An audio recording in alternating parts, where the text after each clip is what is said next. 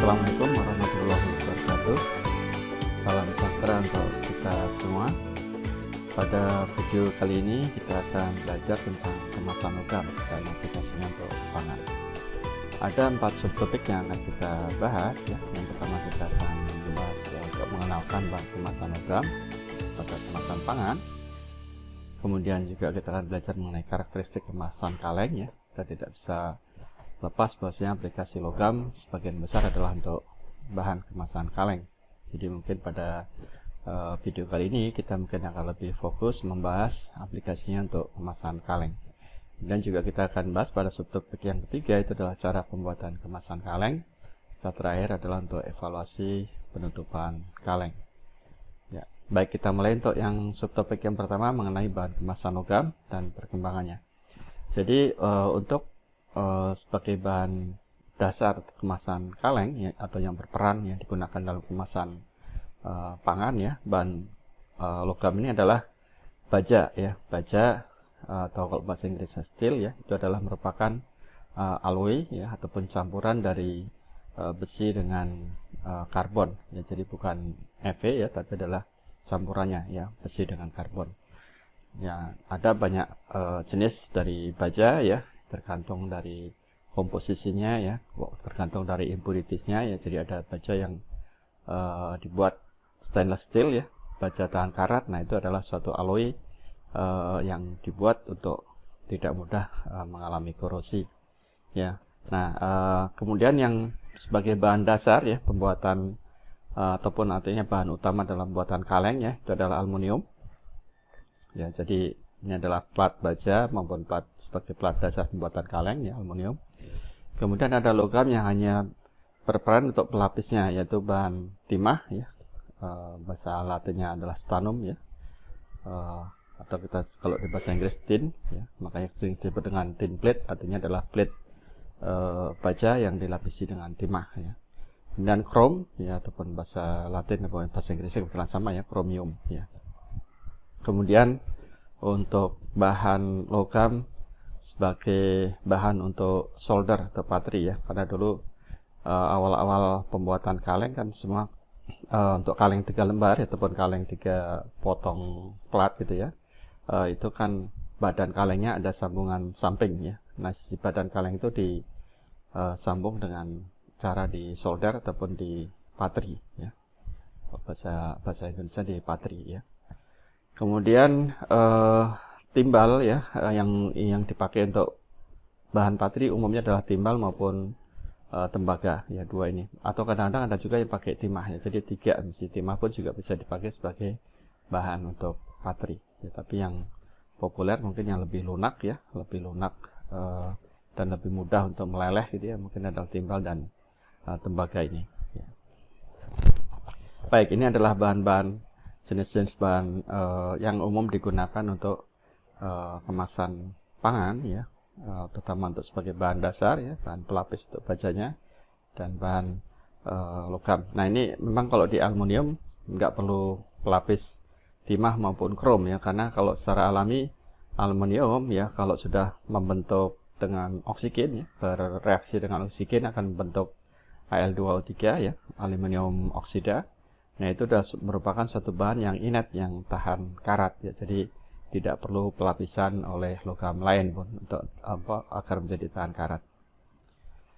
Nah, jadi untuk bahan kemasan kaleng sendiri ya, kita bisa sebut sebagai plat baja atau steel plate ya. Itu adalah sebagai umumnya adalah tin plate ya, untuk plat dari plat baja maupun plat aluminium ya, untuk aplikasi kemasan logam di pangan ya.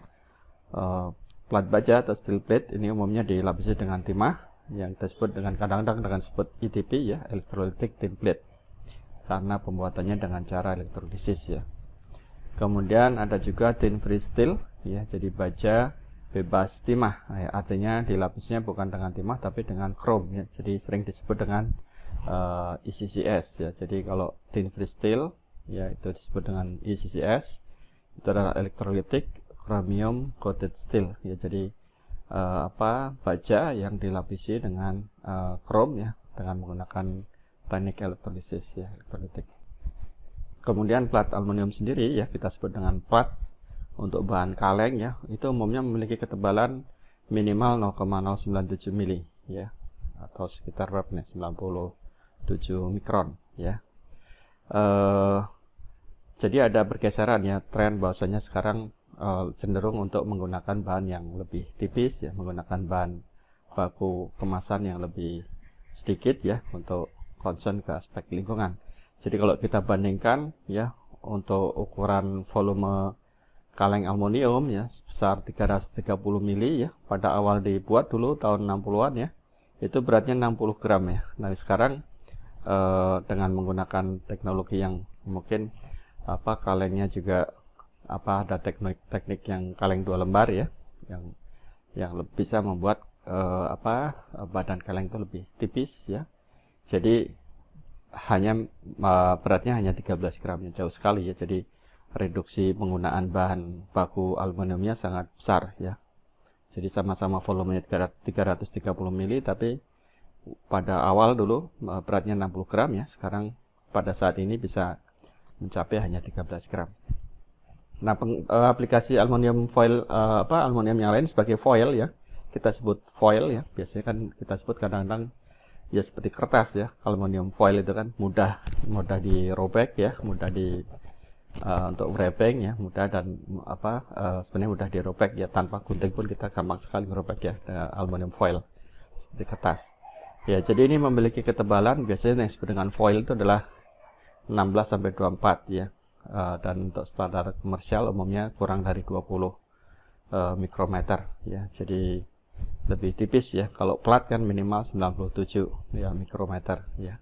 Jadi kalau sebagai foil ya, jadi untuk laminat ya, multi layer film ya, ataupun juga baik itu yang plastik ya maupun yang dengan kertas karton ya, seperti Tetra Pak ya, kemasan UHT Tetra Pak. Dari Tetra Pak kan ada aluminium foilnya. Nah itu umumnya memiliki ketebalan ya kurang dari 20 mikron. Nah sedangkan kalau untuk metalize sendiri kan ada dua jenis ya, untuk penggunaan aluminium ini sebagai foil atau sebagai aluminium foil ya, sebagai lapisan layer atau hanya sebagai lapisan tipis ya, sebagai coating gitu ya.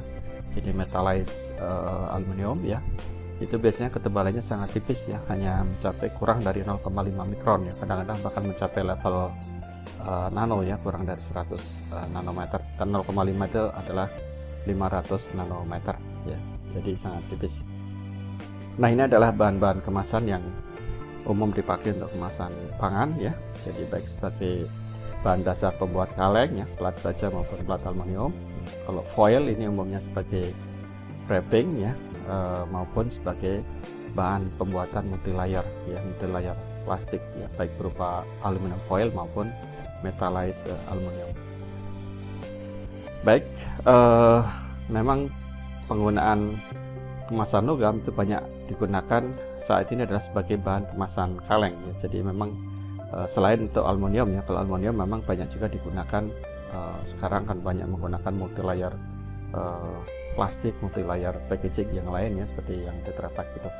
Tapi untuk logam sendiri sebagai bahan dasar, penggunaan besarnya adalah kemasan kaleng ya, sehingga perkembangan penggunaan kemasan logam tidak bisa lepas dari perkembangan teknologi pengalengan makanan ya. Jadi kita tahu bahwasanya teknologi pengalengan itu dimulai pada tahun 1809 ya, ditemukan oleh Nicolas Appert ya. Jadi makanya teknik pengalengan makanan sering disebut dengan appetizer ya, appetizer atau appetizing teknologi. Jadi kan untuk menghargai nama ya, Appert ini ya.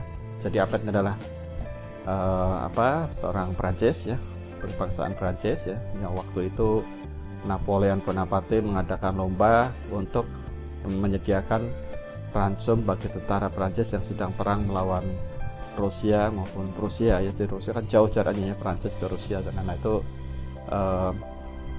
perlulah ransum untuk tentara Prancis, sehingga dilakukan lomba dan hadiahnya 12.000 franc. Mungkin kalau waktu itu franc itu nilainya besar sekali ya. Kalau sekarang sih udah ganti euro ya. Kebetulan kalau saya tahun 2000 ke Prancis itu masih mengalami ya, masih bisa memegang duit franc ya. pas peralihan antara franc dengan euro ya. Nah ini sebagai pemenang mendapatkan 12.000 franc. Nah ini yang dikenal dengan teknologi sterilisasi ya, pengalihan makanan dan menggunakan sterilisasi komersial ya. Nah untuk bahan kemasan kaleng sendiri ya, itu sebenarnya yang pertemuannya adalah Peter Durand ini ya. Dia mematenkan ya teknologi untuk membuat kaleng besi pelapis timah ya sebagai wadah makanan pada tahun 1810. Ini seorang di Inggris masih ya. Nah kemudian pada tahun 1818 ya pindah ke Amerika ya, mengembangkan di Amerika ya, dan 1825 juga ada pengembang yang lain ya, Kensett ya, ini juga untuk mengembangkan kaleng pelapis timah. Nah untuk mesin pembuat kaleng sendiri ya, yang bisa membuat kaleng secara cepat ya, kalau awalnya kan mungkin dibuat kaleng itu secara manual, satu lembar dilipat digulung platnya, ditutup bagian sambungan wadah, dan itu secara manual ya dilakukan. Mungkin mesinnya juga mesin yang manual semua ya, sehingga lambat ya pembuatan kalengnya, mungkin lambat ya. Nah pada tahun 1880 ditemukan mesin yang sudah bisa secara otomatis memproduksi kaleng ya, sehingga akan sangat meningkatkan produksi kaleng. Dan ini adalah gambaran kaleng yang awal-awal model kuno ya, jadi tidak sebagus yang sekarang ya. Sekarang dulu masih kaku bentuknya ya, dan kelihatan masih dibuat secara manual ya. Nah pada tahun 1921 itu dikenalkan teknologi untuk yang kita sebut dengan enamel ya, pelapisan di bagian dalam kaleng ya. Jadi dulu ada masalah bahwasanya kalau kaleng yang tin plate ya, berbahan dasar tin plate ya, jadi baja dilapisi dengan timah ya, digunakan untuk mengalingkan jagung gitu ya. Mungkin kan seperti kalau sekarang ada jagung manis pipil yang dikalengkan ya, banyak ya sekarang ya. Itu nah dulu juga sudah dilakukan itu. Nah ternyata ada masalah di kaleng bagian dalam itu, terjadi pembentukan warna hitam yang permanen ya. Jadi mungkin tidak hanya di kalengnya yang warna hitam, tapi mungkin juga di jagungnya juga bisa ya. Di sebagian jagung yang nempel dengan kalengnya juga terbentuk warna hitam ini, karena warna hitam ini adalah pembentukan dari SNS. Jadi stanium, jadi timah dengan sulfur bereaksi membentuk SNS ya. Jadi membentuk SNS ini yang warnanya hitam ya, jadi hitaman dan permanen ya, tidak bisa hilang dicuci, itu tidak bisa ya. Jadi untuk itu kemudian dikembangkan pelapisan dengan seng oksida ya. Kita tahu seng oksida itu warnanya putih ya. Jadi nah kalau dilapisi dengan seng oksida ya, ada Zn ya. Saat ada reaksi ZNO bereaksi dengan S ya, terbentuk ZNS ya, zinc sulfate ya. Nah ini ternyata warnanya tetap putih gitu. Jadi tidak mengganggu warna kaleng maupun juga warna produk ya. Jadi warna produk pun tidak terbentuk senyawa SNS, karena kalau ada tin atau SN bereaksi dengan sulfur ya, baik di kalengnya maupun juga di produk pangannya ya, itu akan membentuk warna hitam ya, yang seperti warna busuk ya. Jadi mungkin pasti akan dibuang oleh konsumen ya kalau terbentuk warna hitam, baik di bagian kaleng maupun di produknya. Nah ini adalah awal dari teknologi pelapisan kaleng ya, untuk teknologi enamel. Nah pada tahun 1922 sudah ditemukan ya kaleng aerosol ya. Jadi kaleng yang mana di dalamnya itu sudah ada propelannya. Jadi kalau produk itu dipencet ya di bagian katup untuk fungsi mengeluarkan produk ini ya, katup dipencet nanti akan keluar produknya ya. Jadi memang perkembangan untuk bahan pangan sampai saat ini masih relatif terbatas ya. Yang paling populer ya adalah whipping cream ini ya, whipping cream yang baik untuk topping kopi ya, topping buah ya, atau topping cake ya, cake yang dibuat untuk pakai krim gitu ya, atau kue tart yang dikasih whipping cream untuk memudahkan aplikasinya ya untuk krimnya. Jadi lebih mudahkan aplikasi untuk whipping cream. Nah ini yang paling populer ya saat ini penggunaan untuk food. Jadi sebagian besar masih dipakai untuk produk-produk rumah tangga ya, seperti obat nyamuk ya, kemudian juga pengharum ruangan itu ya, itu pakai kemasan kaleng aerosol ya, atau mungkin parfum ya, parfum mungkin yang suka pakai aks gitu ya. Nah, itu pakai aerosol ya, kemasan aerosol. Itu sudah tahun 1922 ya, teknologi sudah ada. Nah, berikutnya pada tahun 1957 itu sudah ditemukan ya penggunaan aluminium sebagai kemasan kaleng. Jadi jauh ya, kalau kaleng dari baja kan udah tahun 1800-an sekian ya. Nah, kalau aluminium baru 1957 ya, masih relatif baru. Kemudian 3 tahun berikutnya 1960 ya, ditemukan teknologi pembuatan tutup kaleng yang mudah untuk dibuka ya, easy open end ya. Jadi ini hampir sekarang kaleng itu digunakan menggunakan yang easy open end ini ya. Kenapa? Untuk memberikan kemudahan bagi konsumen ya dalam menggunakan produknya.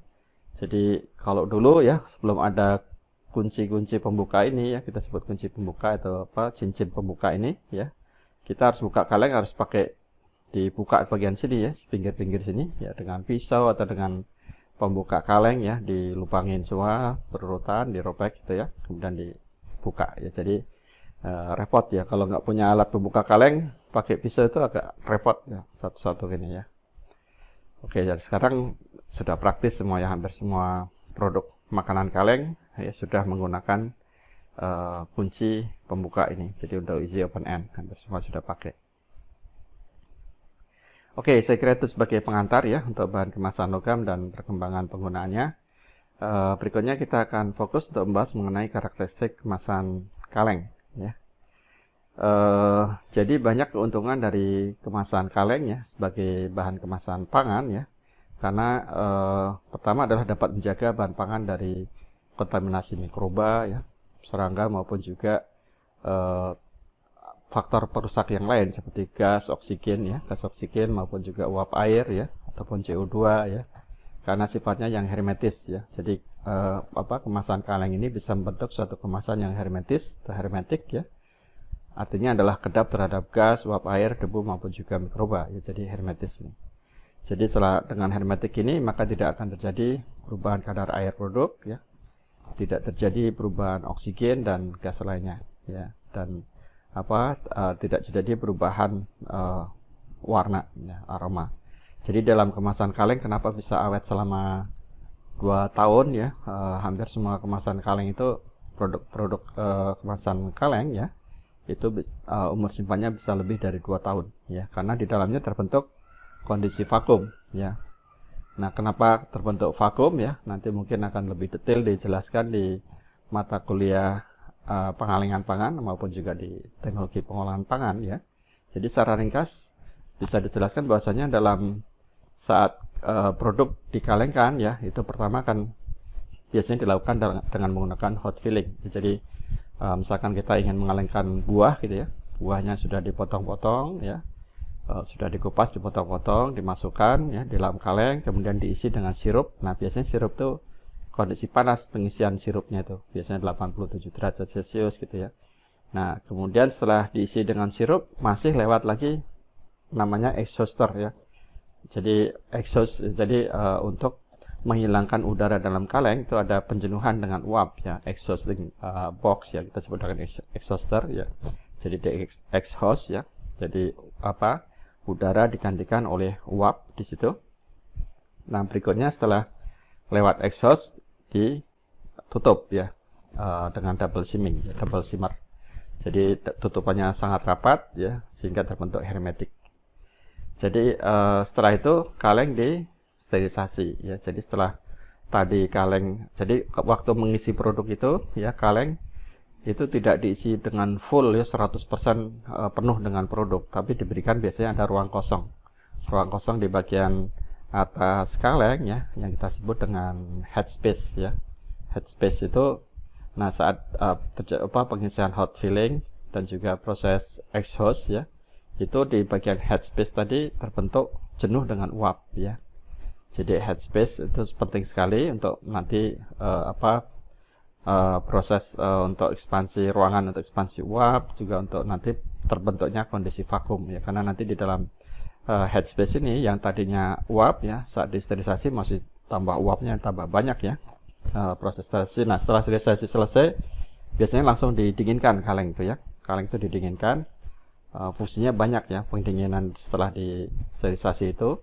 Yang pertama adalah untuk mencegah overcooking ya, overcook ya, jadi lewat matang ya. Jadi nanti kalau buah gitu ya tidak terlalu lunak gitu ya, tidak menjadi bubur gitu. Jadi biasanya langsung selesai langsung didinginkan ya.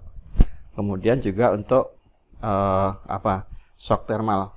Jadi dalam proses pengalengan ini kita menggunakan teknologi sterilisasi komersial. Artinya tidak semua spora bakteri itu mati. Jadi biasanya yang mati itu adalah yang vegetatif dan spora-spora yang pembusuk itu udah mati. Tapi ada spora yang tahan panas ya, yang masih hidup ya. Nah itu apun juga bakteri vegetatif yang tahan panas yang saat sterilisasi itu dia masih hidup mungkin ya, bakteri tahan panas ya. Jadi kan termofilik bakteri justru kalau kondisinya panas dia malah gembira kan gitu, termofilik ya. Jadi dia suka di suhu tinggi. Nah saat didinginkan ya, yang bakteri termofilik itu akan mati ya. Jadi justru jadi thermal shock bagi termofilik bakteria proses pendinginan itu. Jadi ada tadi dua fungsi ya. Nah berikutnya adalah juga untuk membentuk kondisi vakum. Jadi yang awalnya di headspace, yang di ruang kosong ya, antara permukaan atas produk dengan tutup kaleng yang kita sebut dengan headspace, itu terbentuk nanti vakum. Kenapa? Karena yang awalnya itu terisi dengan uap ya, uap apa yang terjadi saat didinginkan, dia akan mengembun ya, membentuk air ya, sehingga yang tadi ruangannya itu isinya uap menjadi ruang kosong, itu disebut dengan ruang vakum. Jadi di dalam makanan kaleng itu terjadi ruang vakum ya, sehingga tidak bisa stabil ya, tidak ada udara, tidak ada oksigen ya, sehingga tidak ada perubahan warna karena oksidasi ya. Oke, saya kira bisa menjelaskan, nanti akan lebih detail dijelaskan di mata kuliah pengalengan maupun juga di pengolahan pangan ya. Nah, keuntungan berikutnya dari kemasan kaleng ini adalah kemudahan dalam proses mekanik ya, jadi bisa diproses dengan kecepatan yang tinggi ya. Jadi nanti ada short video yang bisa menunjukkan bagaimana kecepatan proses pengalengan itu ya. Kemudian penampilan kemasan logam sebagai bahan kemasan kaleng itu adalah menarik ya, mengkilap ya, kita sebut dengan kilap logam ya, warnanya metalik kan lebih menarik ya dibandingkan warna yang kusam ya. Itu adalah sikap kilap dari logam. Kemudian kemasan kaleng ini juga mudah digunakan dan kuat ya, serta untuk logam ini keunggulannya adalah memiliki daya hantar panas yang tinggi ya, sehingga penetrasi panas itu bisa efisien untuk proses termal ya, baik sterilisasi maupun pasteurisasi. Nah, ini adalah beberapa keuntungan dari penggunaan logam ya sebagai bahan kemasan kaleng. Oke, kita langsung membahas untuk kemasan kaleng yang dari baja berlapis timah yang kita sebut dengan tin can. Jadi tin can itu adalah kaleng yang dibuat dengan baja berlapis timah. Jadi biasanya stilnya nggak ditulis ya, tin can artinya kaleng timah, padahal sebenarnya bukan timah, hanya sebagai pelapis saja ya. Jadi kenapa disebut tin can ini adalah karena dibuat dari plat baja pelapis timah ya, biasanya ketebalannya 0,13 sampai 0,5 mili ya, tergantung dari teknologi yang digunakan dalam pelapisannya ya. Ya umumnya sekarang hampir semuanya menggunakan teknik elektrolitik ya, elektrolisis. Kalau dulu saat ditemukan teknologi awalnya adalah menggunakan dipping ya, jadi disiapkan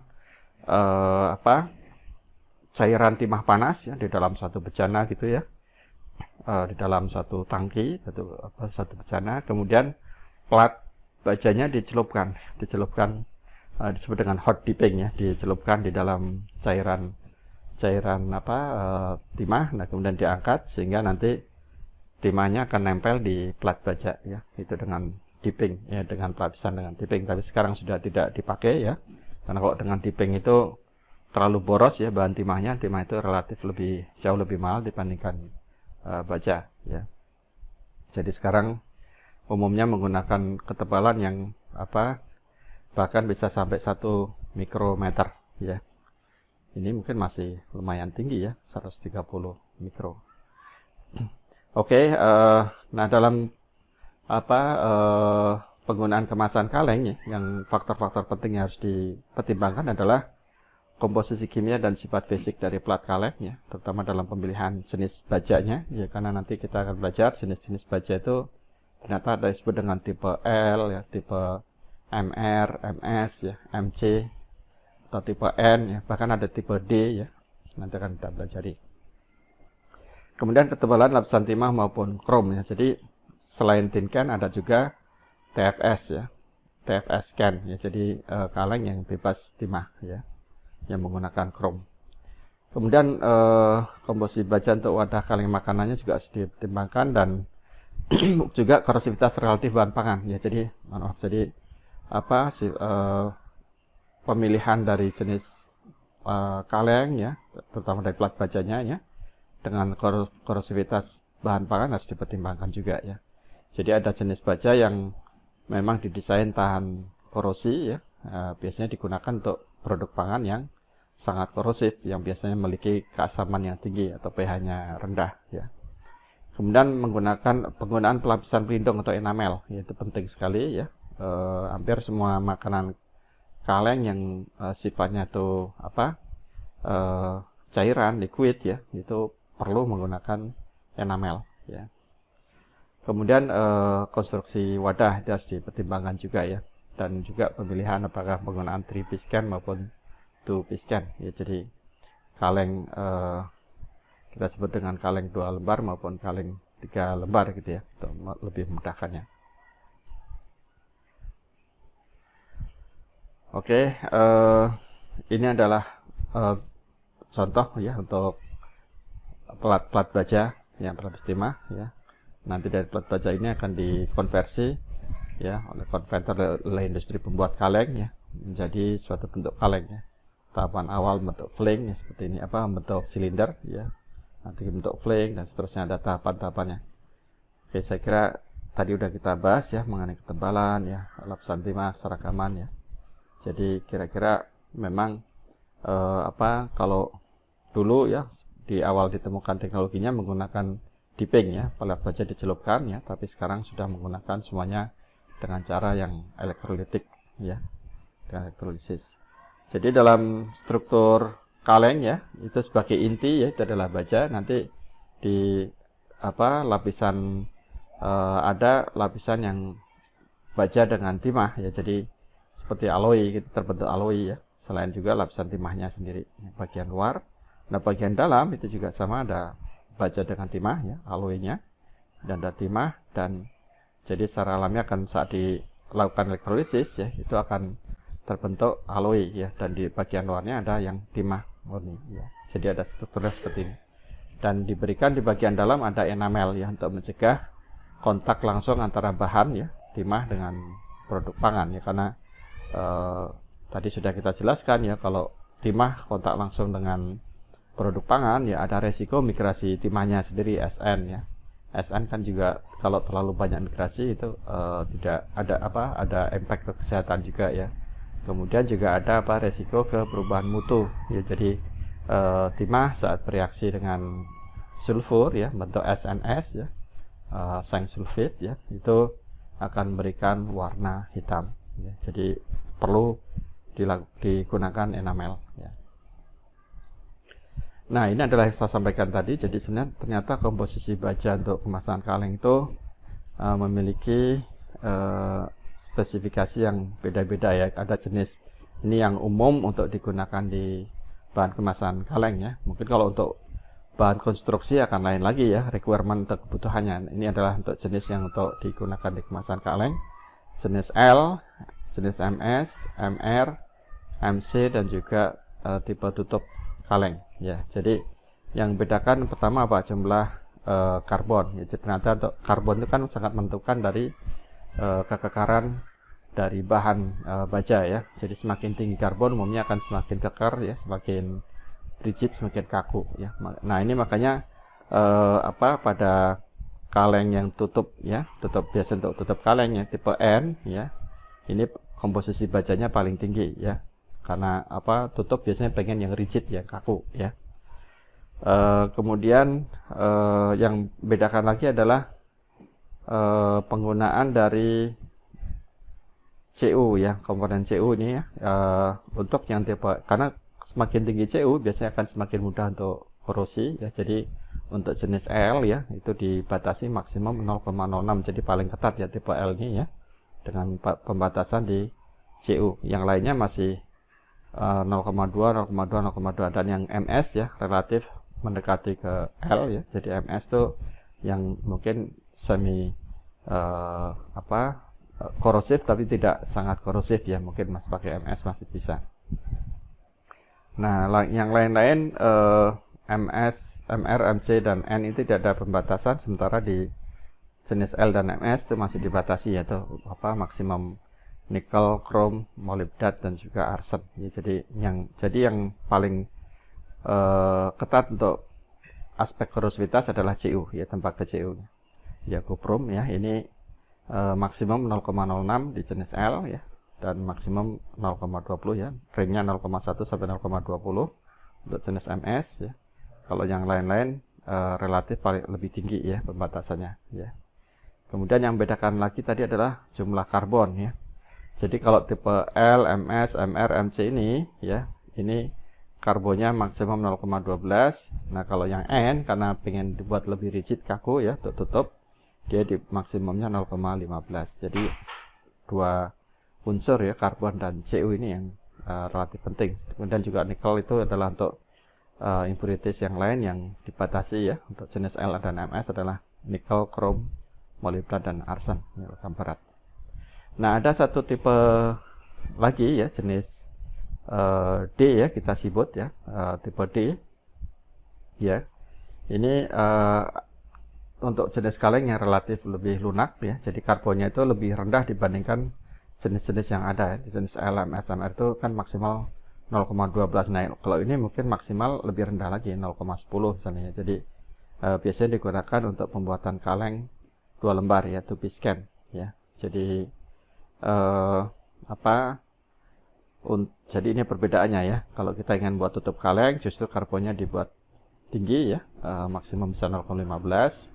Kalau untuk D justru dibuat lebih lunak sehingga karbonnya lebih rendah ya, kurang dari 0,12 ya. Yang lain-lain mungkin bisa sampai 0,12.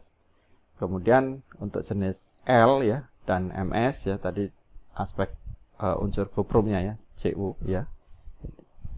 Untuk jenis L kan maksimum 0,06 ya, sementara yang lain masih boleh sampai 0,2. Artinya ini yang paling tahan terhadap korosi ya, disusul oleh jenis MS ya.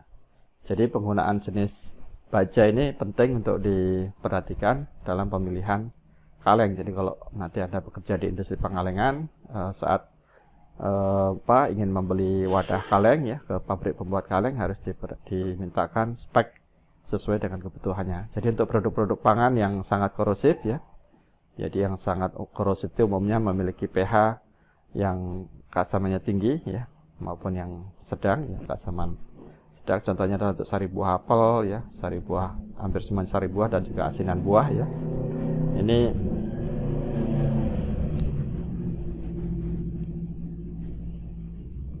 Ini jenis plat baja yang dipakai adalah jenis L ya, untuk yang sangat korosif. Sedangkan untuk yang korosif moderat ya, sayur-sayuran ya, yang umumnya dipakai adalah jenis MS dan MR ya. Kemudian yang agak korosif ya, jadi masih artinya mungkin kurang korosif sini ya, hanya agak aja kan. Jadi bahan pangan berasam rendah ya, kacang polong, jagung, daging, ikan itu bisa pakai MR maupun MC. Nah, yang tidak korosif ini juga bisa pakai jenis MR maupun MC ya, untuk yang yang tidak korosif. Oke, tadi sudah dijelaskan mengenai teknologi enamel ya. Pertama kali dulu menggunakan ZNO ya, zinc oxide ya. Jadi enamel ya itu bisa didefinisikan sebagai bahan organik ya, yang dilapiskan pada kaleng ya, untuk mencegah, kegunaannya adalah untuk mencegah reaksi produk pangan dengan kaleng ya, dan untuk mempertahankan daya tarik makanan yang dikalengkan. Ini terutama untuk penggunaan enamel yang di bagian luar, karena sebenarnya enamel di kaleng itu digunakan dua jenis ya, enamel yang untuk bagian dalam dan enamel bagian luar ya, dan untuk memperbaiki penampilan bagian dalam dan luar wadah, serta untuk memperpanjang umur pakai wadah kaleng ataupun juga umur simpan dari produk pangannya itu sendiri ya.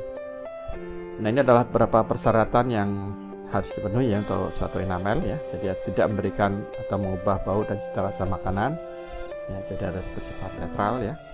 Kalau bisa sih inert gitu ya, tidak bereaksi dengan makanan ya. Kemudian boleh kontak dengan makanan sesuai peraturan yang berlaku, jadi harus sesuai dengan mengikuti peraturan ya yang diberlakukan untuk enamel. Kemudian dapat menjaga kaleng dan bahan makanan selama waktu yang diinginkan dan tidak mengelupas selama pembuatan wadah kaleng dan selama penyimpanan. Kemudian juga murah dan mudah digunakan serta tahan terhadap suhu tinggi. Ini penting ya, karena umumnya makanan kaleng itu digunakan untuk proses pengalengan, jadi menggunakan sterilisasi komersial ya. Oke, nah jenis-jenis enamel yang umum digunakan ya, itu jenis enamel buah contohnya. Dan penggunaannya adalah untuk buah-buahan ya, yang umumnya bahan dasar adalah oleoresin. Dan enamel C, mungkin C itu bisa disebut juga corn gitu ya, untuk memudahkan ya, enamel jagung. Jadi penggunaan untuk jagung, kacang polong dan bahan pangan lain yang mengandung senyawa belerang ya, jadi termasuk bahan pangan yang berasal dari laut seperti ikan ya. Jadi ini bahan dasar adalah oleoresin ya, dengan pigmennya seng oksida. Jadi tidak hanya oleoresin saja, tapi ditambahkan ZNO ya, seng oksida. Jadi nanti akan, kalau ada belerang ya, belerangnya akan bereaksi dengan seng ya, bentuk ZNS yang warnanya juga tetap putih ya, tidak mengganggu. Kalau nanti tidak ada ZNO ya, ini bisa mengubah ke warna hitam dari produk ya, baik di kalengnya maupun di produknya ya. Produk yang bersinggungan dengan kaleng itu akan juga berubah warna. Dan disebut dengan enamel jeruk ya, untuk produk-produk dari jeruk dan konsentrat jeruknya ya, adalah oleoresin juga yang dimodifikasi. Dan enamel makanan laut ya, itu produk-produk dari ikan dan pasta daging menggunakan fenol ya, mungkin sekaligus juga fenol untuk produk-produk seperti makanan laut di sini adalah bisa untuk seafood ya, ataupun ikannya sendiri. Dan enamel daging ya, untuk produk daging dan produk-produk dari daging ya, biasanya menggunakan senyawa epoksi yang dimodifikasi ya dengan pigmen aluminium. Dan enamel susu untuk produk susu, telur dan produk-produk lain dari susu ya, ini juga pakai epoksi misalnya tulisnya ya. Kemudian enamel untuk minuman tidak berkarbonasi ya, seperti sayur-sayuran, sari buah yang berwarna merah ya, dan juga buah-buahan yang sangat korosif. Ini biasanya menggunakan sistem 2 lapis ya, yang terdiri dari oleoresin yang diisi dengan vinil. Kemudian ada enamel bir ya, jadi itu adalah untuk bir maupun minuman penyegar yang lain yang mengandung gas karbon dioksida ya, jadi minuman berkarbonasi. Ini menggunakan sistem 2 lapis ya, oleoresin ataupun juga polybutadiene yang dilapisi dengan vinil.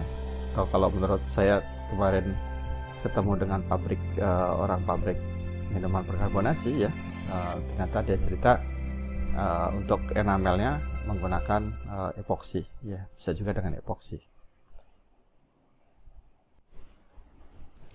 Oke, baik, kita akan lanjutkan untuk pembahasan mengenai dimensi ukuran kaleng ya. Jadi kaleng ya, itu sudah ada standar ya, biasanya ada nomor-nomor kaleng ya di dalam, nanti mungkin yang membuat adalah asosiasi dari industri pembuat kaleng ya. Jadi biasanya sebagai contoh nih, kaleng nomor 3 ya, memiliki ukuran 303 kali 407 ya. Nah, artinya apa ini untuk ukuran kaleng ini? Jadi yang pertama harus diperhatikan bahwasanya selalu ukuran kaleng itu dinyatakan dalam dimensi kali dimensi kaleng ini adalah diameter kali tinggi ya. Jadi angka 3 digit pertama adalah diameter, yang kali ini yang keduanya adalah tinggi. Nah, 3 digit angka ini menunjukkan bilangan pokok dan per 16-nya.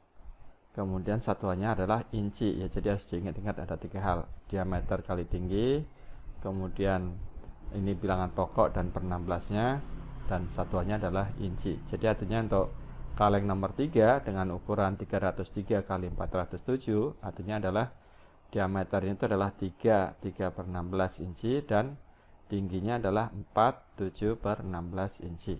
Jadi mudah ya, jangan sampai lupa untuk satuannya adalah inci ya, inch, bukan mili, bukan meter ya, bukan sentimeter ya, tapi dalam inci ya. Dan 3 digit angka itu menunjukkan bilangan pokok yang pertama ya, dan yang 2 digit yang kedua, 2 digit terakhir ini adalah menunjukkan per 16.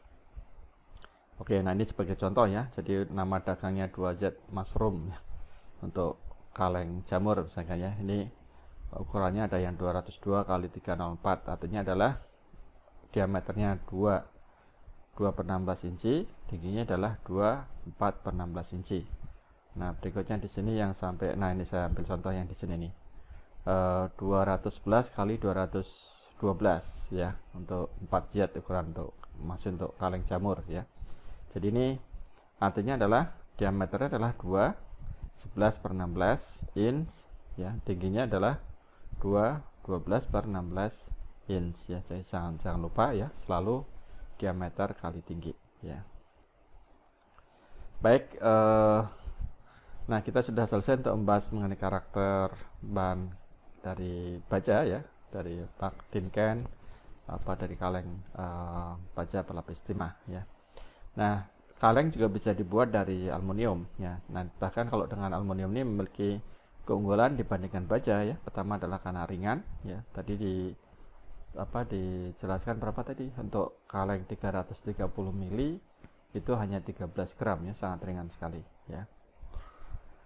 Jadi lebih berat produknya, misalkan 330 mili itu isinya ya 330 mili produk gitu ya, air ya, berarti kan 330 gram air ya. Jadi kalau kalengnya sendiri hanya 13 gram ya, sampai kalau yang pertama dulu bisa 60 gram ya. Jadi ringan ya untuk aluminium ini. Kemudian tahan terhadap korosi atmosfer, artinya kalau selama masih ada oksigen, justru kalau di udara terbuka seperti ini, aluminium itu akan tahan terhadap korosi karena terbentuk garam aluminium oksida ya, atau alumina kita sebut ya, itu yang tahan terhadap korosi, itu inert sifatnya ya, jadi Al2O3. Dan tahan juga terhadap produk yang mengandung es ya, jadi sulfur. Jadi kalau tadi ada baja dilapisi timah ya, SN ya, itu bisa membentuk SNS yang berwarna hitam kegelapan. Nah, kalau Al terbentuk senyawa Al dan S itu tidak sulit ya kalau udah ada, karena biasanya sudah terbentuk Al2O3 ya, itu sudah inert, jadi tidak tahan tidak akan bereaksi dengan sulfur gitu ya. Kemudian bisa dapat dibuat bermacam-macam bentuk dengan mudah ya untuk kaleng aluminium, dan umumnya nanti karena sifatnya yang lebih lunak ya, dibuat dengan menggunakan kaleng 2 lembar ya umumnya ya. Jadi dengan proses drawn and wall ironing ya, maupun juga throw and redraw ya, itu akan lebih mudah ya. Tapi kelemahan dari aluminium itu adalah penutupan sambungan badan tidak dapat di solder ya, tidak dapat dipatri ya, jadi harus memang tidak ada sambungan kaleng. Jadinya untuk aluminium itu sebaiknya harus yang kaleng 2 lembar ya, jadi di badan kaleng tidak ada sambungannya, mulus ya. Kalau seandainya perlu disambung, otomatis dia mungkin teknologinya harus dengan seaming ya, dengan seamer, mechanical seam, maupun yang dengan adhesif ya. Kemudian ya, untuk aluminium memiliki kekuatan mekanis yang jauh lebih rendah dibanding baja ya. Jadi otomatis kalau untuk menyamai kekuatan baja, dia harus digunakan ketebalan yang lebih tinggi ya, jauh lebih tinggi. Nah, jadi sebenarnya kalau kita mencet aluminium gitu, Anda beli minuman ringan yang berkarbonasi dengan di dalam kemasan kaleng seperti ini ya. Nah, itu kalau saat ada produknya, Anda sulit ya menekan untuk membuat penyok gitu ya. Karena apa? Karena ada tekanan dari dalam ya, ada gas dan ada produknya, jadi ada tekanan dari dalam yang melawan tekanan pencetan kita sehingga terasa kalengnya itu kuat gitu ya. Tapi coba Anda buka dan Anda tuang isinya diminum ya, dikonsumsi. Nah, setelah kalengnya kosong, gampang sekali dipenyetnya. Itu artinya apa? Saat itu kekuatan aluminium itu relatif rendah ya. Kemudian tutup aluminium itu tidak bisa dibuka dengan alat tutup kaleng biasa ya. Jadi mungkin makanya selalu diberikan yang easy open end ya. Hampir semua kemasan aluminium ini menggunakan easy open end. Nah, kemudian aluminium dapat memanfaatkan beberapa produk pangan ya, dan juga umur penggunaannya itu relatif lebih rendah dari kaleng tin can ya, kaleng yang berbasis baja lapis timah. Oke, jadi daya tahan aluminium terhadap korosi ya itu terbentuk karena ada lapisan Al2O3 ya. Jadi selama ada oksigen itu aman ya, pasti akan nanti bereaksi membentuk Al2O3. Jadi sifatnya Al2O3 itulah inet ya. Jadi aman kalau selama ada di udara luar dan ada oksigen. Nah, kasusnya menjadi lain saat digunakan di dalam untuk membentuk kemasan kaleng ya seperti ini ya. Nanti di dalam kaleng ini kan suplai oksigen mungkin nggak ada, makin lama makin habis ya. Apalagi kalau digunakan untuk sterilisasi komersial ya, misalkan aluminiumnya dibuat tebal untuk sterilisasi komersial gitu ya. Nah, itu oksigennya otomatis nggak ada karena terbentuk ruang vakum ya, sehingga kalau tidak ada Al2O3, nah aluminium itu sangat mudah untuk korosif. Jadi tadi yang kaleng aluminium dapat mencalurkan produk pangan ya, itu mungkin risiko kalau tidak di dalam kaleng ya yang suplai oksigennya sudah relatif tidak ada gitu ya. Nah, otomatis akan kontak antara Al dengan produk pangan ya, aluminium dengan produk pangan otomatis akan membentuk juga warna seperti aluminium ya. Jadi seperti aluminium. Jadi makanya penggunaan enamel tetap diperlukan ya untuk kaleng aluminium, meskipun dia sifatnya inert sebenarnya ya karena ada Al2O3, tetapi saat dipakai untuk sebagai kemasan kaleng ya, yang dimana kemasannya ditutup rapat sekali, nggak ada oksigen dari luar, otomatis perlu pembentukan Al2O3 akan terbatas ya, sehingga enamel tetap diperlukan ya. Makanya saya bilang tadi informasi dari pabrik ini ya, karbonasi pun ya perlu digunakan enamel, meskipun sifatnya aluminium itu sebenarnya adalah inert kalau sudah terbentuk Al2O3.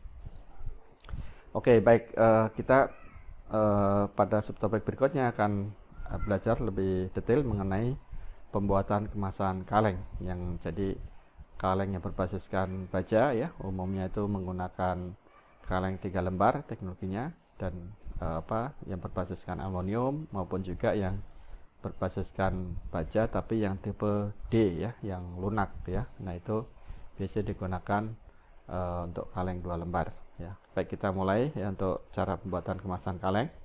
Ya, jadi di sini saya bedakan, ada kelompok kiri itu kaleng 3 lembar. Cirinya apa untuk kaleng 3 lembar? Itu adalah pertama ada sambungan badan kaleng ya. Jadi 3 lembar itu kenapa berasal dari 1 lembar untuk mungkin sebenarnya nggak pas juga kalau lembar ya, mungkin 3 potong yang lebih pas ya, piece ya, 3 potong plat baja gitu ya, 3 potong. Jadi ada pakai 3 potong, tapi kayaknya ngomong kurang enak, jadi 3 lembar aja ya. Plat kan bentuknya lembaran gitu ya, jadi kita sebut tetap aja dari piece kan ya. Itu 1 potongan lembaran itu untuk badan ya, 1 potongan plat untuk tutup atas, 1 potongan plat untuk tutup bawah, makanya kita sebut dengan 3 lembar 3 piece can ya. Cirinya adalah ada sambungan di badan kaleng dan ada 2 double seam ya. Jadi meskipun nanti ini ditutup label gitu ya, ditutup label nggak kelihatan sambungan badan kaleng, tapi kalau kita lihat tuh ada 2 sambungan double seamnya, di atas dan bawah itu ada sambungannya ya antara tutup dan badan kaleng, itu adalah kaleng 3 lembar gitu ya. Jadi meskipun dengan label gitu ya, ditutup label, tapi kita lihat cirinya ada 2 double seam ya, itu artinya ini dibuat dengan teknologi 3 lembar. Nah, sekarang yang sebelah kanan ini ya, kaleng 2 lembar ya, itu tidak ada sambungan pada badan kaleng ya. Kemudian hanya ada satu double SIM, ya, satu sambungan antara badan dengan tutup, ya. Jadi kenapa 2 lembar? Karena 1 lembar untuk badan kaleng, 1 lembar untuk tutup kaleng gitu. Jadi itu mungkin dari histori kenapa disebut kaleng 2 lembar, ini kaleng 3 lembar, ya. Jadi cirinya yang 2 lembar, tidak ada sambungan badan kaleng, kemudian juga hanya memiliki satu sambungan double SIM-nya, ya, di bagian sambungan antara badan dengan tutup kaleng, ya. Jadi meskipun Anda ini kalengnya ditutup dengan label yang rapat gitu, ya, Anda bisa cermati antara punya berapa double SIM, ya. Itu teknologinya yang mudah. Oke, nah ini bahan untuk kaleng 2 lembar umumnya adalah dari aluminium, dan kalau dibuat dari logam dia adalah tipe yang D, yang lunak. Ini adalah dari steel, ya, tin can, ya, tapi dibuat dengan 2 lembar, ya. Sedangkan di sini hampir semuanya untuk kaleng 3 lembar ini dibuat dari tin can ataupun TFS, ya, tin free steel, ya. Oke, ini adalah tahapan dalam proses pembuatan kaleng 3 lembar, ya, atau 3-piece can. Ya, dimulai dari bahan lembaran plat baja dengan timah, kita sebut dengan tin plate atau ETP, ya, electrolytic tin plate, dan dilapisi dengan enamel, ya, sebelum dipotong-potong, dan setelah dikeringkan dipanaskan dalam oven. Nah, enamel nanti akan tadi udah kita bahas, ya, enamel yang digunakan itu harus disesuaikan dengan produknya, ya. Dan biasanya pabrik kaleng sudah membuat nanti sesuai dengan pesanan, ya. Biasanya kan pabrik kaleng customize, ya. Jadi ada yang pabrik pengalengan tangan pengen untuk mengalengkan ikan sarden, atau ingin mengalengkan buah nanas, ataupun mengalengkan sari buah gitu, ya. Nah, dia akan pesan ke pabrik kaleng. Nah, pabrik kaleng akan menyesuaikan sesuai dengan produk yang akan digunakan. Tentu saja, ya, enamelnya akan beda-beda sesuai dengan produk yang digunakan. Nah, setelah itu dari plat yang sudah siap, ya, plat baja ini kemudian dipotong-potong sesuai dengan pola yang diinginkan, ya, sesuai dengan ukuran yang akan dibuat, ya, dibentuk plat kecil. Setelah itu nanti kita sebut dengan body plank. Jadi potongan-potongan sesuai dengan pola badan kaleng, ya. Nah, setelah itu body plank ini akan dilipat, ya, digulung dengan silinder seperti ini, ya, bentuk silinder yang kita sebut dengan body plank, ya. Nah, sambungannya nanti bisa dengan 3 cara. Ada yang dengan secara mechanical SIM, ya, ada double SIM di sini, ya, side SIM kita sebut, sambungan di samping, ya. Kemudian ada juga yang disambung dengan di patri, ya, dengan solder atau welded, ya. Kemudian ada juga yang digunakan adhesif, ya, jadi pasangan. Oke, jadi ini setelah plat dipotong dibuat takik, ya, untuk nanti tempat melipat antara sisi badan kaleng ini. Jadi ada lipatan nanti di badan kaleng ini, ya. Jadi sesuai dengan polanya, ya. Nah, pas sambungan ini ada yang dengan cara di patri, ya. Ya, kemudian ada juga yang dengan cara dilipat secara mekanik seperti ini, ya. Jadi di sini ada sambungan lipatan antara badan kaleng, ya. Ini mirip dengan double SIM antara sambungan tutup dengan badan kaleng, ya. Tapi di sini relatif lebih longgar, ya, sebenarnya lebih loose, ya. Sehingga biasanya di sini setelah selesai dilakukan sambungan, biasanya di sini bagian celah ini tetap diberikan suatu lapisan, ya, pelindung, ya, sebagai lapisan pelindung. Oke, jadi selama dibuat lembaran ini, nah, tutup juga dicetak, ya, yang potongan lembaran lain dicetak menjadi tutup kaleng. Nah, bagian tutup nanti diberikan juga sealing compound, ya, atau kita sebut dengan gasket, ya. Sealing compound ini kadang-kadang disebut dengan gasket. Ini untuk merapatkan sambungan, biasanya plastisol, ya, jenis polimer yang kita sebut dengan plastisol. Jadi mungkin mirip-mirip seperti setengah plastik setengah karet, ya, plastisol ini, ya.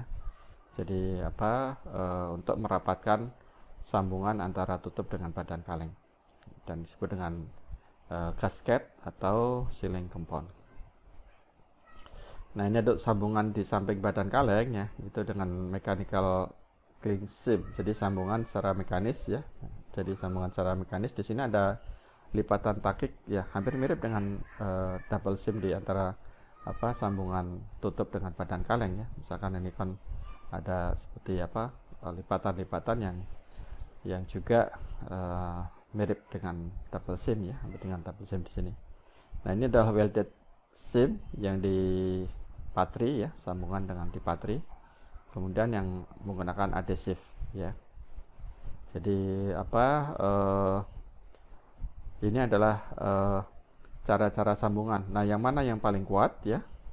Tentu saja yang pakai mechanical ini yang paling kuat ya. Jadi untuk kaleng-kaleng yang dipakai untuk sterilisasi atau pengalengan makanan ya, yang menggunakan sambungan yang mechanical clean sim ini ya, sambungan secara mekanisnya yang dipakai ya. Mungkin untuk yang welded sim maupun yang adhesive sim ini dipakai untuk kaleng-kaleng yang produk kering ya, seperti untuk susu bubuk atau biskuit ya, yang relatif tidak memerlukan proses sterilisasi ya dalam proses pengemasannya ya. Oke, nah kemudian dari badan kaleng setelah terbentuk silinder dan sudah dipatri ya, atau menggunakan mechanical sim ya, dibuat flank ya. Flank itu adalah cekukan lengkungan di kedua sisi ujung tutup untuk nanti tempat naruh tutup ya, flank ini. Jadi badan kaleng diberikan cekungan di bagian atasnya ya, baik di atas maupun di bawah. Setelah itu nanti tutup kaleng siap dipasangkan ya, dengan menaruh di flank ya, kemudian ditaruh ditutup ya dengan menggunakan double simmer ya, double simmer. Jadi mekanismenya nanti setelah ini kan badan kaleng ya, ini tutup ya, di dalam cekukan yang kontak dengan badan kaleng ini diberikan apa tadi namanya, sealing compound atau gasket. Jadi di sela-selanya ada gasketnya ya. Jadi nanti di celah-celah ya, ini adalah saat kondisi awal ya, baru ditaruh. Kemudian ada operasi pertama itu untuk membentuk double sim, kemudian operasi kedua ya itu untuk merapatkannya ya. Jadi kalau di visualisasi ya, ini perhatikan ya, ada dua bentuk ya simming rollnya ya. Jadi yang simming chuck itu adalah untuk tempat kontak tutup ya, untuk menahan tutup agar tidak bergeser. Nah, simming roll itu ada operasi pertama dan kedua, perhatikan. Jadi untuk first operation ya, itu adalah untuk membentuk lipatan ya. Sedangkan second operation ya, itu untuk merapatkannya ya. Jadi ya, ini pengertian dari sambungannya. Jadi membentuk lipatan double sim, dan yang kedua untuk merapatkan, jadi menekan secara rapat ya. Oke, nah untuk lebih jelasnya ya, nanti ini ada video singkat untuk penutupan kaleng ya, adalah catatan tahapan proses pembuatan kaleng 3 lembar ya, untuk 3D scan, dan bandingkan dengan uraian yang sudah kita bahas di slide-slide sebelumnya ya. Ini kalau nanti di video YouTube tidak jalan ya, artinya oleh YouTube itu tidak boleh ya, harus nonton langsung di YouTube-nya ya, jalur YouTube ini silakan nanti diklik aja sini ya, catat di fotonya ini ya, atau nanti di klik hoesmith.tinkan ya, nanti akan Anda bisa dapat video ini ya. Kalau ini nanti biasanya kalau oleh YouTube kan, kalau dari hoesmith ini suka tidak boleh ya, harus menonton langsung di aslinya ya, terkait dengan hak tayangnya ya oleh YouTube. Oke, baik, nanti silahkan ditonton ya di sumber aslinya ya, karena ini saya khawatir pasti akan dipotong oleh YouTube ya. Nah, berikutnya nih saya ambil dari video untuk proses pengalengan buah pir ya oleh Australian Food Technology. Nah, saya kira ini bisa digunakan sesuai dengan untuk educational purpose only ya. Jadi ada video ini, silakan disimak ya, bagaimana proses pengalengan ya, dimulai dari proses pengisian buah ke kaleng ya. Sudah saya potong ya. Kalau saya ngajar pengalengan tentu saja akan saya tayangkan utuh ya, karena saya pengen concern hanya untuk di bagian fillingnya sampai juga ke double simming prosesnya ya. Jadi itu yang akan kita tonton dari video ini ya. These rigid Jadi tin plate containers can vary in untuk size depending on the food, jadi and they're kaleng all dari made timah from tin atau tin plate, can ya. a lightweight steel plated with Proses tin pengisian. and often lacquered inside to prevent acidic reaction between the fruit and its can. Jadi ada enamelnya ya. As they're needed, Kemudian the empty kaleng yang cans or kosong brights travel from the warehouse to kirim the ke canning daerah area pengisian via a rooftop conveyor system. Ini proses pengisian, filling. The twisting delivery line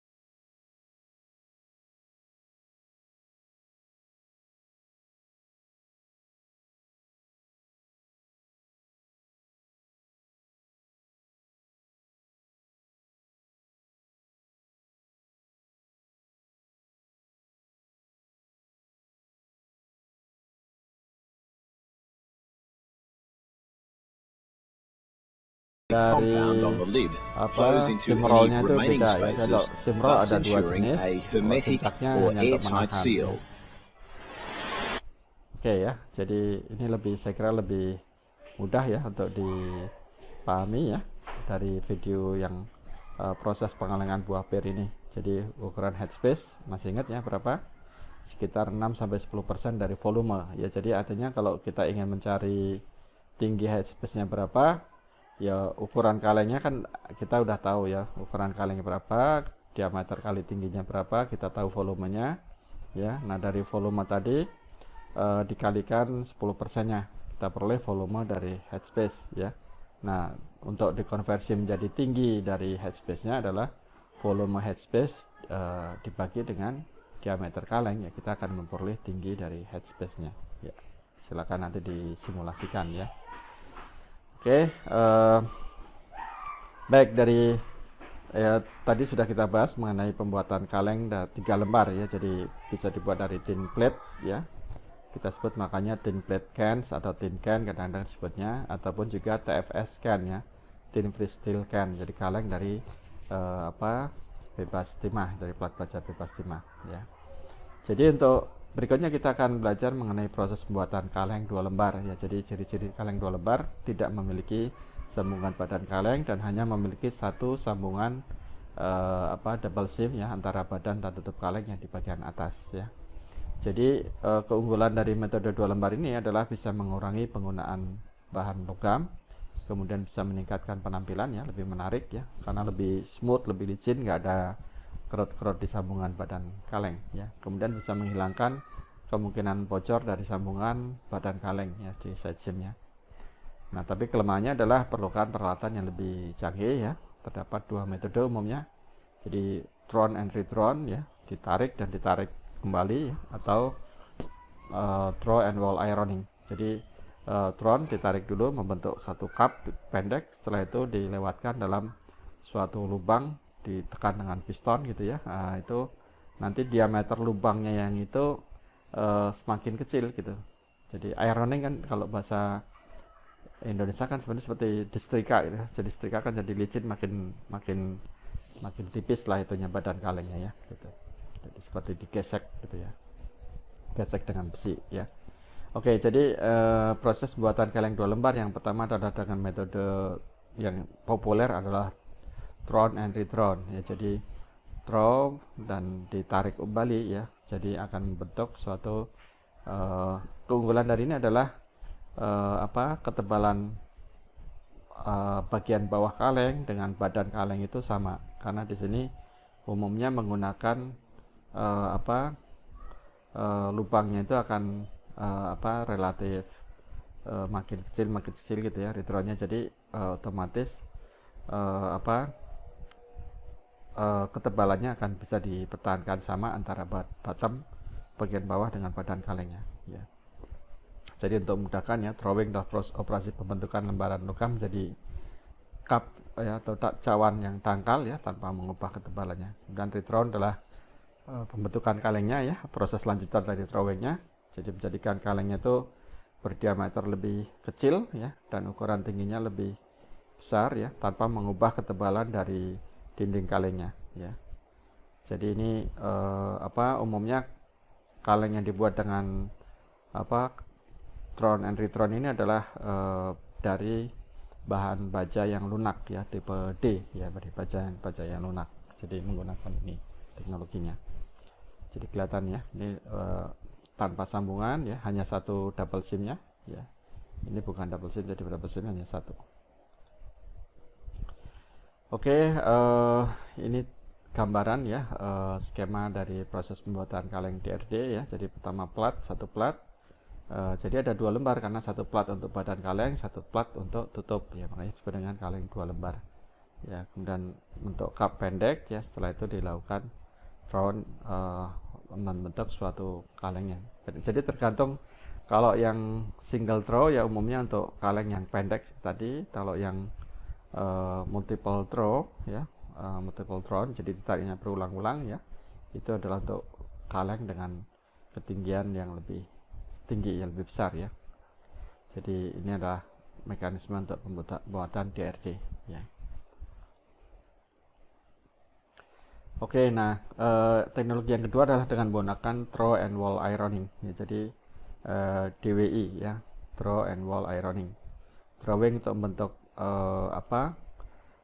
lingkaran pun juga nanti cup yang dangkal ya, proses throwing ya, bentukan cup yang dangkal ya, ini disebut dengan throwing. Nah, ironing adalah operasi untuk menipiskan dinding kaleng ya dari cup yang proses throwing ini. Jadi dengan melewatkan pada suatu cetakan melingkar yang diameternya tuh makin lama makin mengecil ya.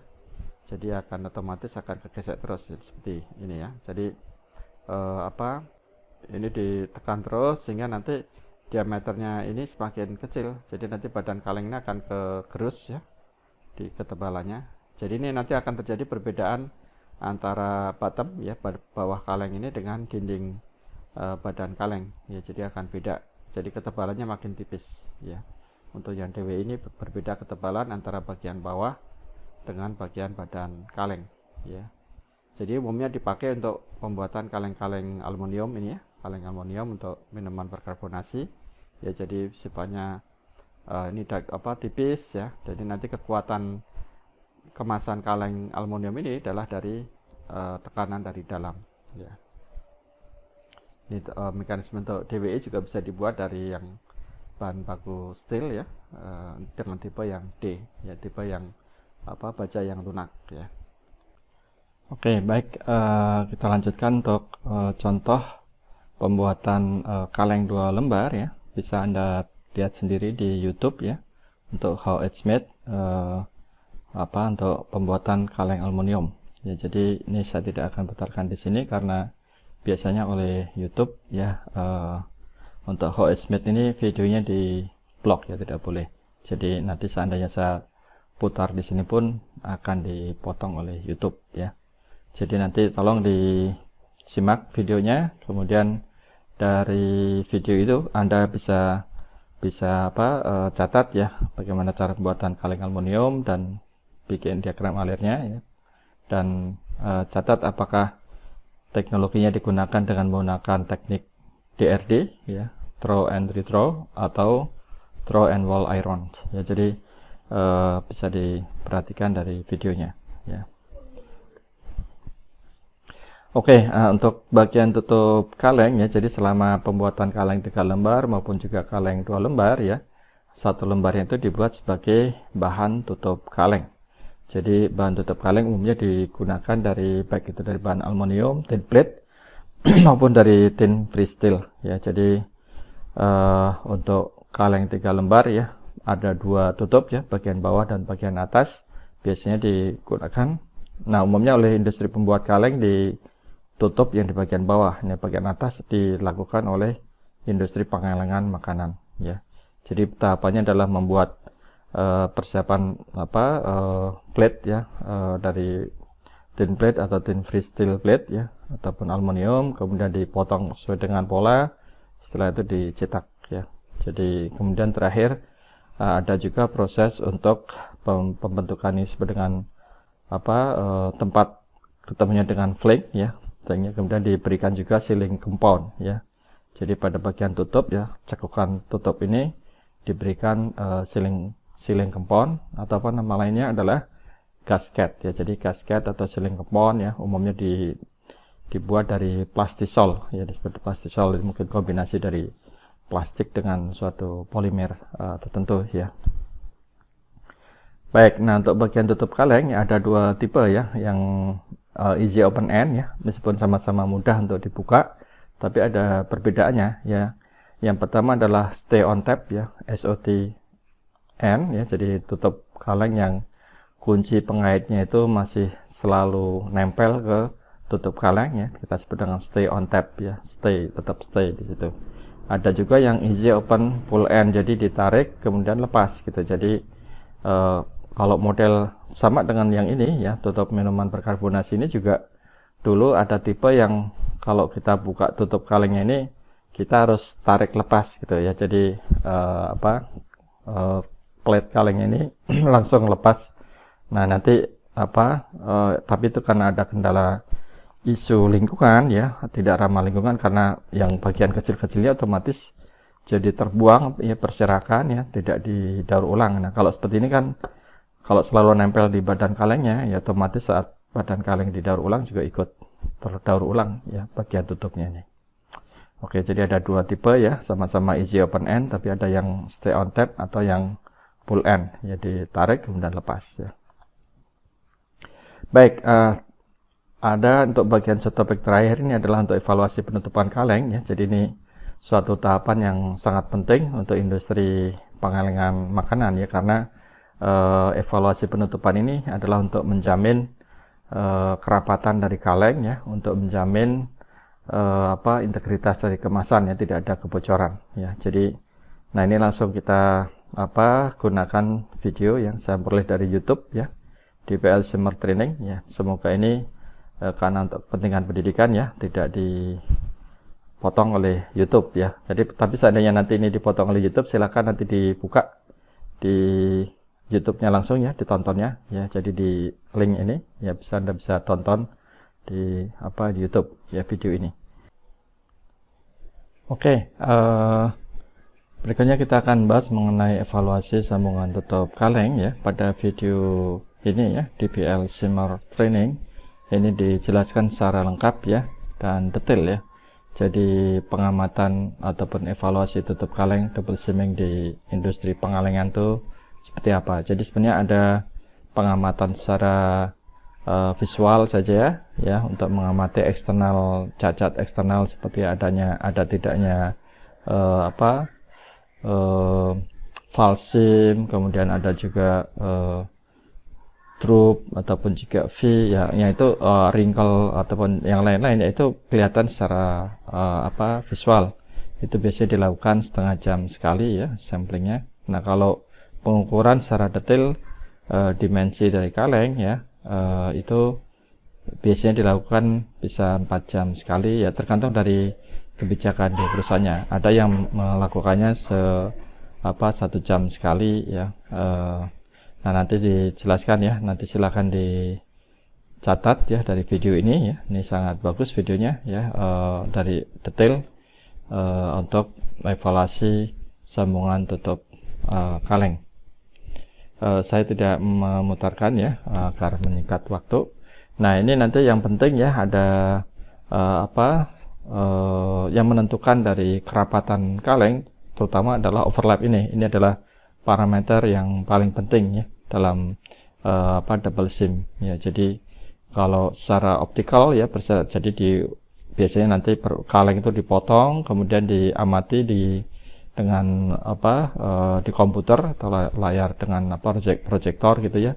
Hasil potongannya, penampang melintang dari potongan double SIM ya, nanti bisa diukur di situ, dilihat yang A ini adalah overlap. Jadi overlap itu adalah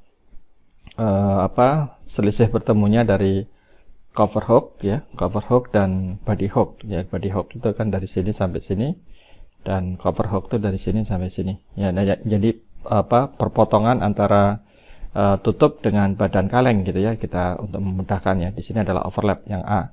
Jadi untuk menghitung persen optical overlap itu adalah A dibagi dengan internal SIM length. Jadi internal SIM length itu di bagian dalam, bukan bagian luar ya, tapi di bagian dalam, dikalikan 100 ya. Jadi standar untuk dari pemerintah Kanada ya, kalau di pemerintah Kanada untuk industri pengalengan itu minimal optical overlapnya adalah 25% ya. Jadi A per C itu minimal harus 0,25 gitu ya, minimal. Nah, ada juga yang overlapnya itu dihitung, yang disebut dengan overlap yang dihitung ya. Jadi dengan menghitung body hook ditambah end hook ya, ditambah ketebalan tutup kaleng dikurangi dari panjang sambungannya SIM length, jadi diukur ya. Jadi biasanya ini sudah bisa dilakukan dengan komputer ya, computerized, dan nanti bisa langsung. Sekarang sudah ada software yang saya contohnya, ini ada short video dari Quality by Vision ya, Company Limited. Jadi bagaimana mengukur overlap itu mudah sekali ya, nanti bisa juga ditonton langsung di YouTube ya. Ini karena videonya singkat, bisa kita tonton. SIM inspection starts by first cutting the Jadi can. The automatic saw prevents operators from getting different results due to their individual cutting styles.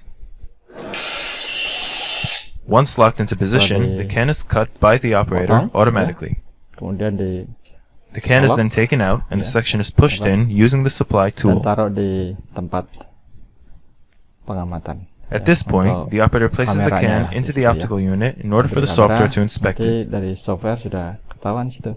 The main C-metal window provides easy access to functions such as changing system parameters, adding or modifying the existing standards, standar ya, nanti bisa ketahuan yang mana yang oke, yang mana yang nggak oke juga. Reviewing reports or saved images, ini sangat praktis yang di industri ya, sudah. Or performing measurements. Jadi bisa di. In order to perform the measurement, the operator must first place the can into the optical unit and ensure that the seam is in full view. Dan view, nah langsung sudah. Once in view, the measurement button is pressed and all the values are automatically shown on the screen. Oke, sudah ditunjukkan. Green values are within specifications, while red values, in this case thickness and percent overlap, are outside specifications. Out of specification yang merah. If the lines were placed incorrectly, the operator can move them into their correct positions. If a mistake was made, the operator can go back. The operator can save the image, rescan the image, bisa diamati SIM dengan mudah inspection. ya. Oke, nah lebih jelas lagi ya, tadi dari 2 video yang untuk evaluasi tutup kaleng ya, untuk double SIM, nanti bisa juga dikunjungi nih di website yang standar dari pemerintah Kanada ya. Jadi di situ juga dijelaskan dengan detail ya, jenis-jenis cacat ya, yang bisa dilihat secara langsung ya, seperti cut over ya, jadi terpotong ya tutup kalengnya. Kemudian ada juga yang droop ya, seperti ini droop ya. Jadi droop ini biasanya akan dianggap kritikal ya, cacat yang serius jika waktu pengamatan persen overlapnya itu dari kaleng ini hanya sekitar 25 sampai 50%, kurang sekitar 25% saja. Tapi kalau overlapnya itu masih tinggi ya, 25-50% ya, masih lebih dari 25%, dianggap cacat minor ya. Tapi kalau dia kurang dari 25% atau hanya 25%, dianggap sebagai serius ya untuk drup. Nah kalau cut over sih udah dianggap serius, karena kadang-kadang ada yang sampai cut seam ya, kepotong ya ini. Oke, baik, saya kira itu ya untuk pelajaran untuk kemasan logam ya, terutama untuk pembahasan untuk kemasan kaleng yang sangat penting untuk di industri pengalengan makanan ya. Terima kasih telah menyimak videonya, semoga bermanfaat ya. Assalamualaikum warahmatullahi wabarakatuh.